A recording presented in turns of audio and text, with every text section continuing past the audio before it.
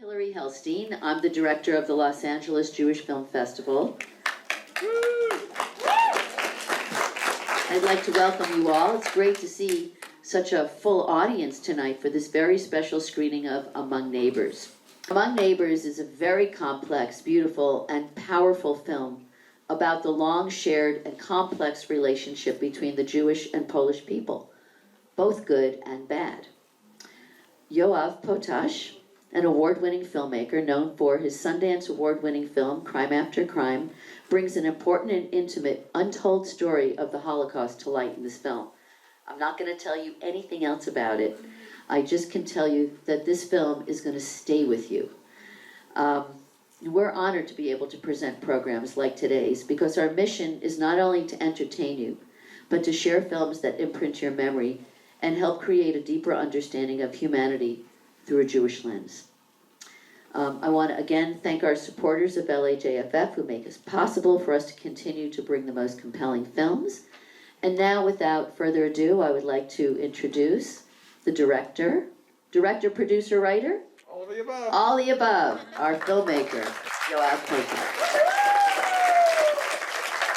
Thank you, Hilary, and thanks to all of you for being here tonight. This is really great seeing all of your warm and smiling faces out there. I just have to give a shout out to there's someone in the audience who I've known since he was 2, so it ranges from that end to people who I'm just meeting tonight for the first time, but I'm glad to meet you in this way, with you getting to see something that I labored and loved for a 10-year process. This film was 10 years in the making, and when you see it, you will perhaps begin to understand why, but it's a project, I'll just say, that sort of was reborn a few times along the way. Perhaps we'll explain that afterwards. And it's got some exciting twists and turns for you. So without further ado, we'll go ahead and let you see the film. I hope you are moved by Among Neighbors, and please plan to stick around for the discussion. And if you have a question, flag it in your mind so that you can ask it afterwards. And I look forward to speaking with you then. Thanks again.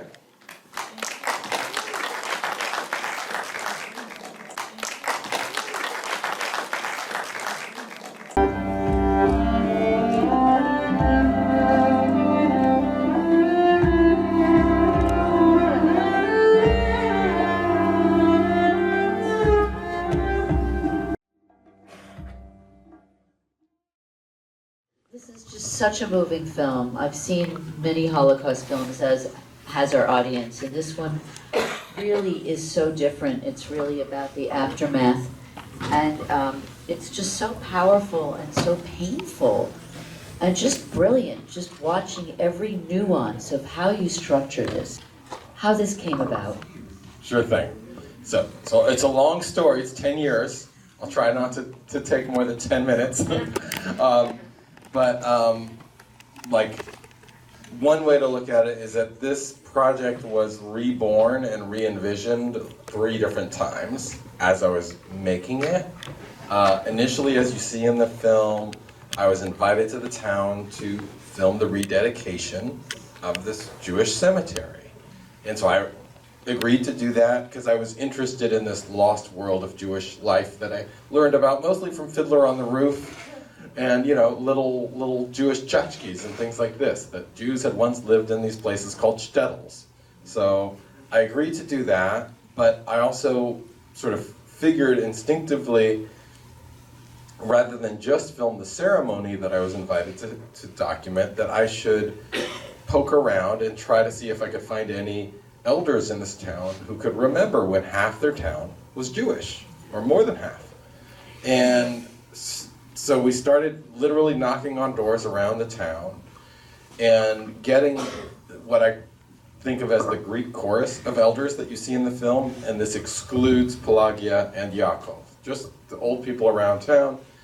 But the striking thing that happened for me was the woman in the doorway, who's kind of like half wanting to talk to us and half wanting to sort of retreat and close the door and to do a kind of Jack in the Box in reverse and not be seen talking to us. She was the first one to say on camera that Jews were murdered here after the war. And that was clearly a taboo thing to admit to in the town, and it really struck me that this town has a dark secret, and this should be a film in its own right about this town, its Jewish past, and the dark secret that the last Jews in this town were murdered not by Nazis, but by their Polish neighbors. So I began making that film.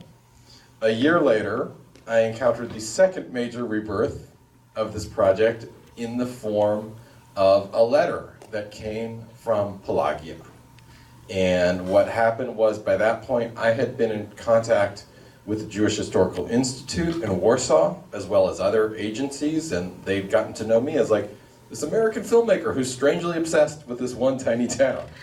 But one day they get a letter, a handwritten letter in the mail, where this 85-year-old woman tells them, I spent a lot of my childhood in this town, Gniewoszew, the same one that I was interested in. And I saw the murders there. I want to tell you my story, and I want you to help me find Janek Weinberg, who was the son of two of the victims.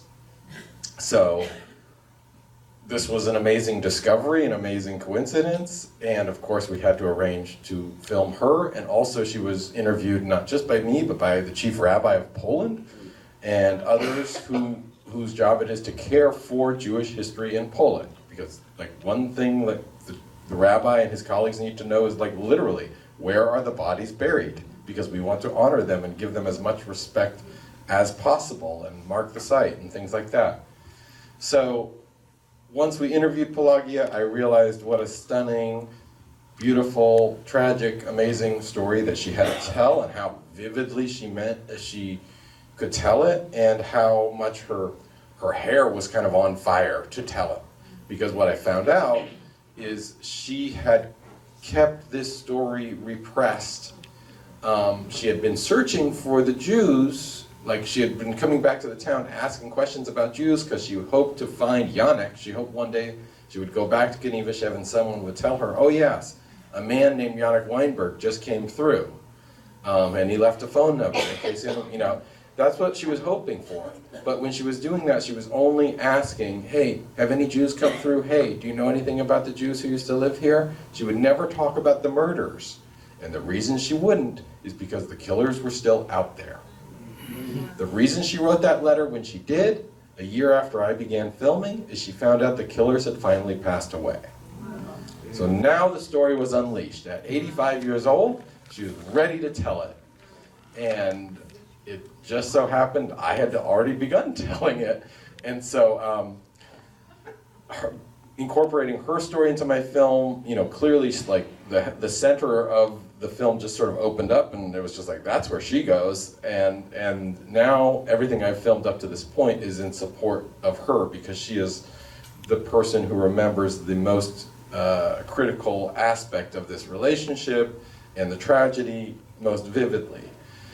And she was also, or her story was the story that pushed me to try animation as an artistic approach, because I realized her story was so full of detail, it was so rich and beautiful and powerful, that finding archival footage of some random pre-war fabric shop wasn't going to get us to the moment, for example, when the Jewish shopkeeper who she admired hands her this piece of fabric, and then she takes that and she treasures it, and she even buries it in order to hide it throughout the war, and then unearths it after the war, and so on. So we used animation for that, kept going. 3 years later, I think I'm almost done making the film, and I actually looked back at something that was from day one of filming in the town, which was to film that ceremony at the cemetery, right? That's how this all started. And on the printed cover of this little program that Anita had put together for that day was a painting by someone named Harry Lieberman, who I did a little more research on and realized, oh, this guy lived to be 102. He was born in the town. He's kind of an interesting guy in his own right because he was sort of a human time capsule of shtetl life that got expressed through his art. And lucky for me, an Academy Award-winning filmmaker had made a short film about him in 1980. So I was able to knock on her door and borrow her footage and start making a scene about Harry Lieberman. And when I spoke to Harry Lieberman's 3 granddaughters, they told me, as you see in the film, we have a cousin who's still alive who was born in this town. And his name is Yaakov Goldstein. Oh my God. And you need to talk to him. And so I was very excited and amazed, and my mind was blown. And I soon learned more about Yaakov's story and realized that the film that I had that I thought was almost done was now about to be reborn one more time. And the metaphor that I use for it is it's like I was building a bus in a garage, and now I was going to take apart the bus piece by piece and rebuild it as a double-decker bus, whether it would be a Yaakov level and a Pelagia level, but they would all be part of the same story. Well, I mean, that's like a guided experience almost, that they all came to you.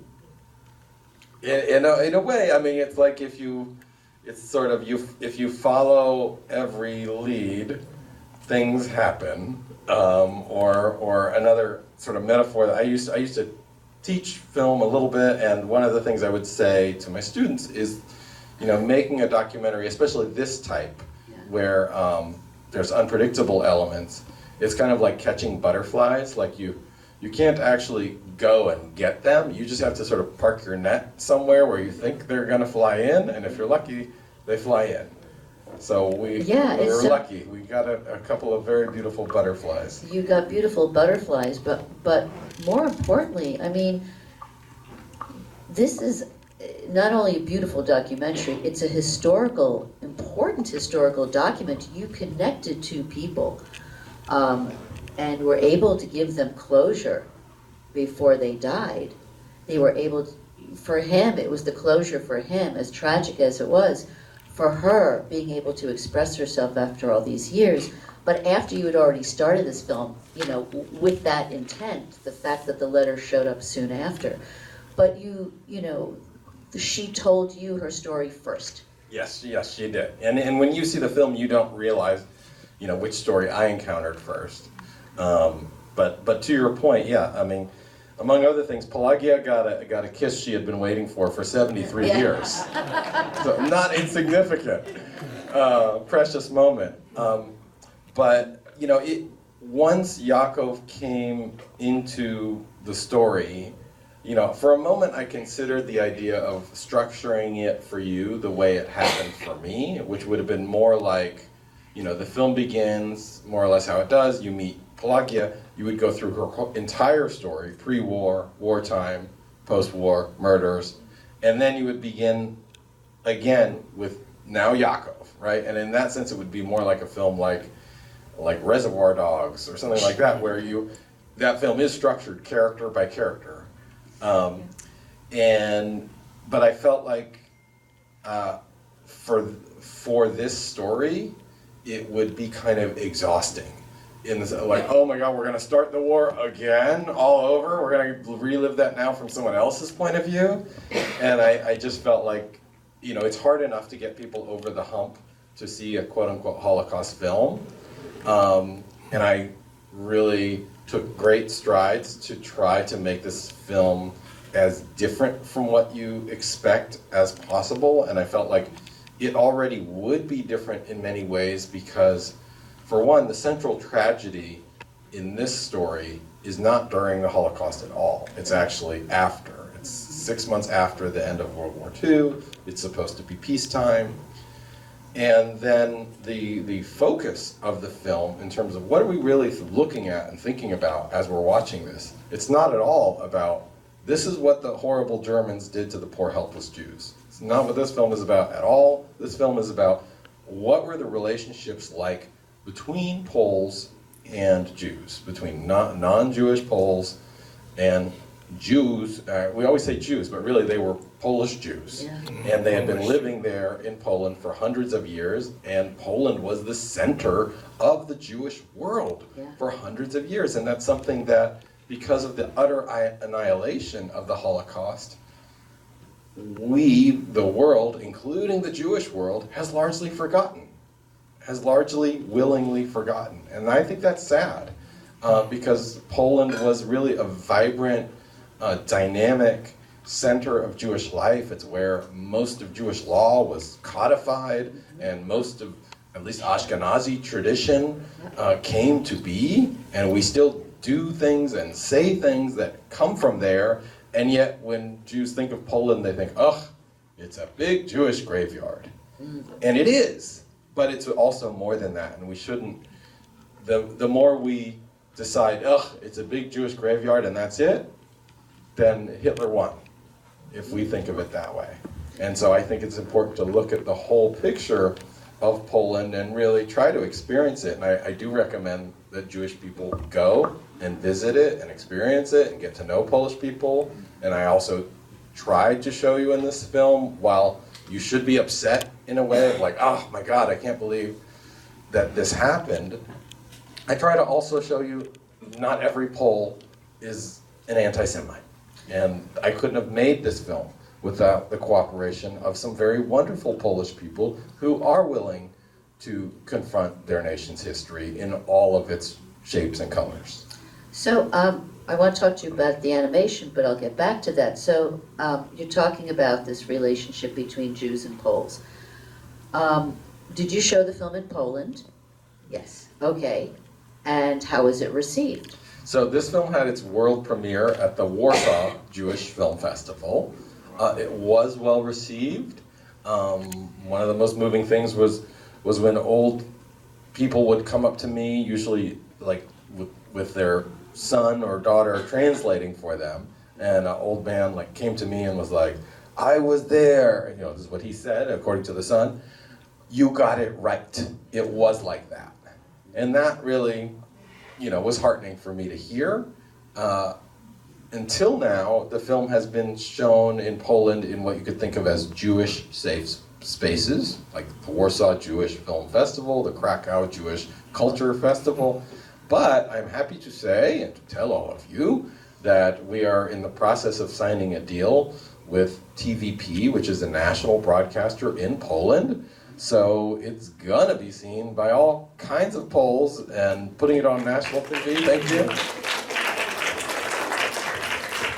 And putting it on national TV in Poland, that won't be a Jewish safe space. That is gonna be out in the open, and it may be controversial, and if so, good. Because we all, one of the other themes in the film is every nation needs to look at its history in a complete fashion, including the parts that we might not be proud of, because that's the only way we can learn and go forward. And that's why in this country we should be looking at things like the internment of Japanese that occurred during World War II. Because if we don't, then lo and behold, look what happens. We start putting people in cages all over again, which can happen. Yeah, all right. Congratulations on TVP. That's a big thing. Let's get back to the animation, and I want to hear a little bit more about. You told us why you chose to use it, which was a beautiful choice. Talk about how much involvement you had in it, and the structure of it, and the look of it. I was insanely involved in the animation, even though I'm not an animator myself. Everybody who works with me, for good or bad, will tell you, that I am like very, very detail oriented, that I send things back again and again and again until we get them the way I want them. In the case of the animation for this film, first of all, everything that you see that was animated was first written. It first existed as a sentence or a paragraph that I wrote to describe what I wanted to see and what I wanted to have happen. And the way I edited the scenes together is you would hear Yaakov's voice, for example, and maybe see his interview, and at the moment where I wanted it to switch to animation, I would just put black on the screen, and then I would take that sentence from what I had written, say in Word or what have you, and I would put it on the screen, and try to get the timing right, so things like the moment when his mother suddenly has wings, I would describe that as vividly as I could, and get the timing so I could then show that to the animators, and then they could start sending some sketches and ideas back to me for how they would fill that in. And then, you know, if the sketches, and then usually I would start just dropping those sketches right in to the editing system in the place where they would go. And that's sort of the beginning of what's called animatics, which is just basically like very rough drawings to approximate the animation. And we would have a ton of back and forth. The artistic choices about the animation were primarily that it was going to be mostly black and white, so it would work well with the archival footage of the time period.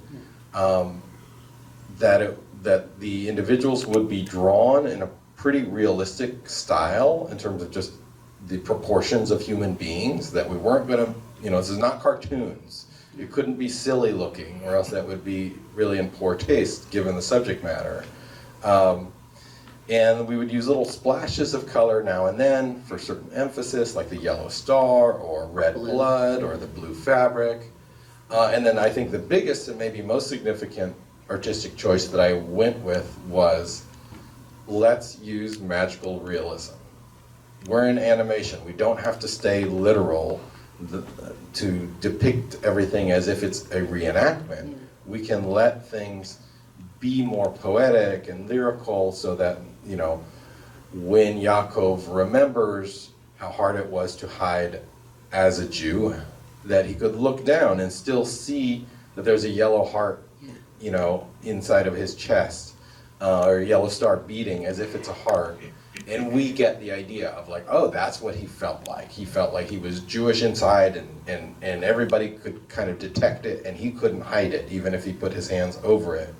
And that just, for me, that made the process sort of more exploratory, just in terms of what I do as a filmmaker. Most documentaries don't do anything at all like that, and it started to sort of push the bounds of what is this film, like, yes, it's a documentary, but now it's also a true crime investigation with magical realism, and it's really like getting to become something totally different. And I hope something that's really dynamic and exciting, because as much respect as I have for all of the many films that have been made about the Holocaust before this one, and many of them are really great, amazing, important films, I didn't want to make one more that was just kind of fitting in with the others. I wanted to try to make something that was taking you to a different time period in some ways, that was focusing on a different set of relationships, like I mentioned earlier, and then artistically, let's make it different there too. So it's not the archival footage of concentration camps that you think you might be coming your way. We're actually going, not even in the reenactments of these people's youths, but we're going in their memories of what happened. Now it's interesting because, again, this took 10 years. How has technology over the years enabled you to change your vision and create what you've had?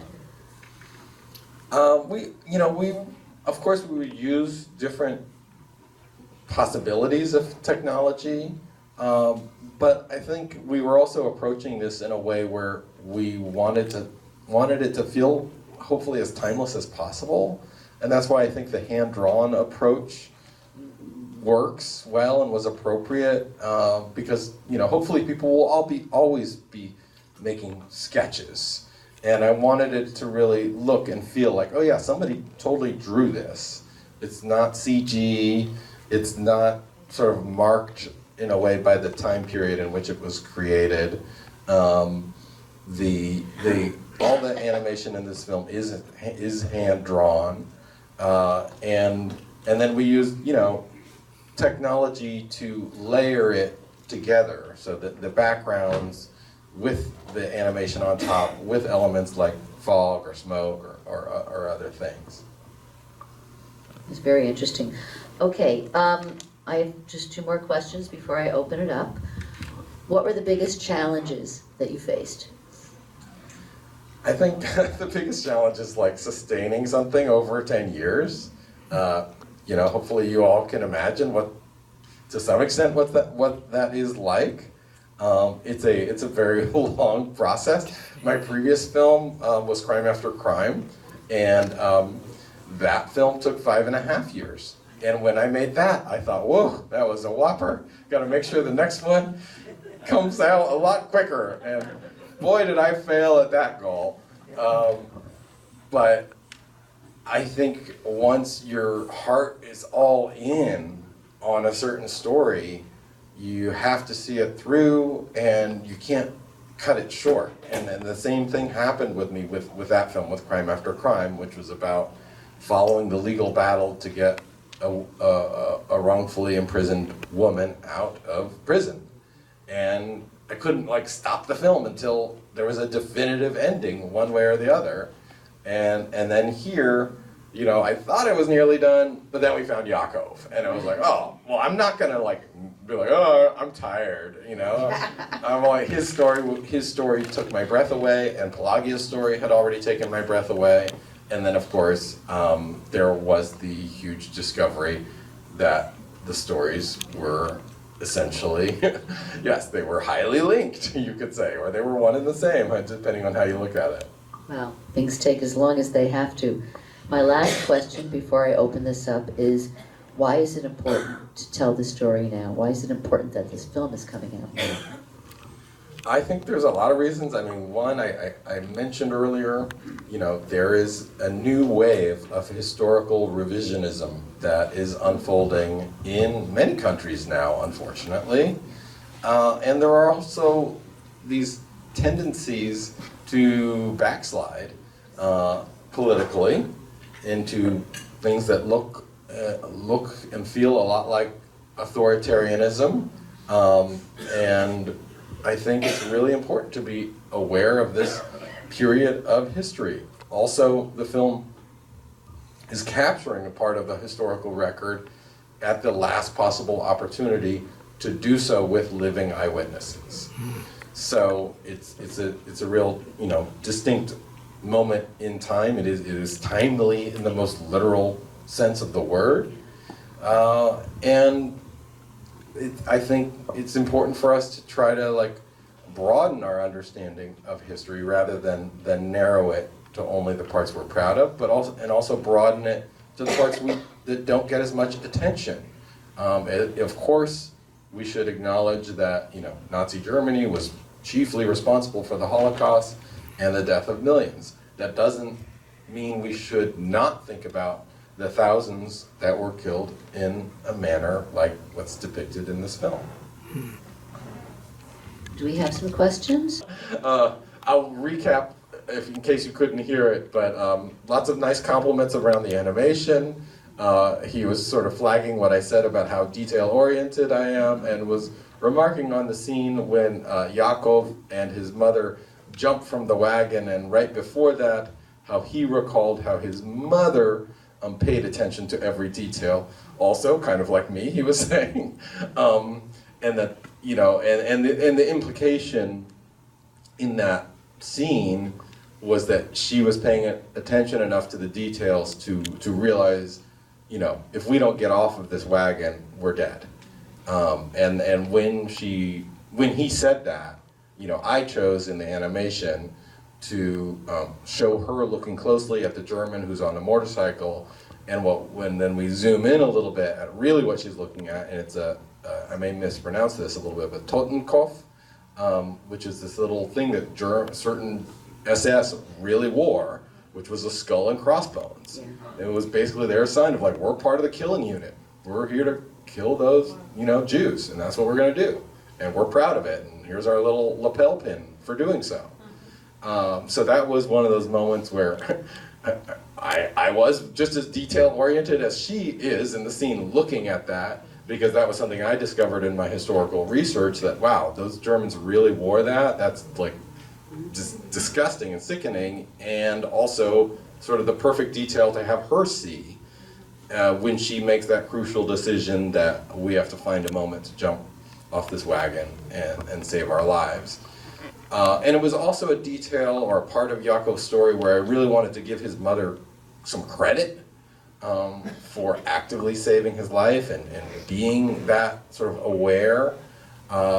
And part of my motivation for doing all of that was to also just, as much as possible, build up his relationship with his mother. Give you as much information and context around that as possible, because of course it makes it all the more tragic later on. I got in contact with Yaakov after being introduced to him by Harry Lieberman's granddaughters.